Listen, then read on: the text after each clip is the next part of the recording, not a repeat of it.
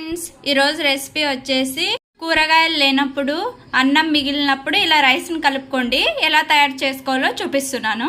ఒక ప్యాన్ పెట్టుకొని 2 టేబుల్ స్పూన్ల ఆయిల్ వేసుకున్నాను. అయిపోయిందండి. ఇప్పుడు ఇందులో పోపు దినుసులు వేసుకుందాం.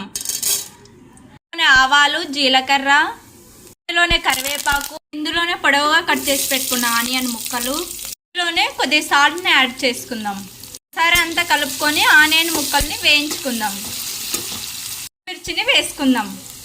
మిర్చిని ఒకసారి మిక్స్ చేసుకొని ఒక 3 మినిట్స్ పాటు వేయించుకుందాం. పచ్చిమిర్చి వేగిపోయిందండి. ఇప్పుడు ఇందులో 2 టేబుల్ స్పూన్ల ధనియాల పొడిని వేసుకుందాం. ఇప్పుడు ఇందులో రైస్ని యాడ్ చేసుకుందాం. మీడియం ఫ్లేమ్లో పెట్టుకొని అంతా రైస్ని అంతా కలుపుకోవాలి. అంతటిని ఇలా నీట్గా కలుపుకున్నానండి. Rice ready. లైక్ చేయండి, షేర్ చేయండి, కామెంట్ చేయండి. మరిన్ని వీడియోస్ కోసం మన యూట్యూబ్ ఛానల్ని సబ్స్క్రైబ్ చేసుకోండి.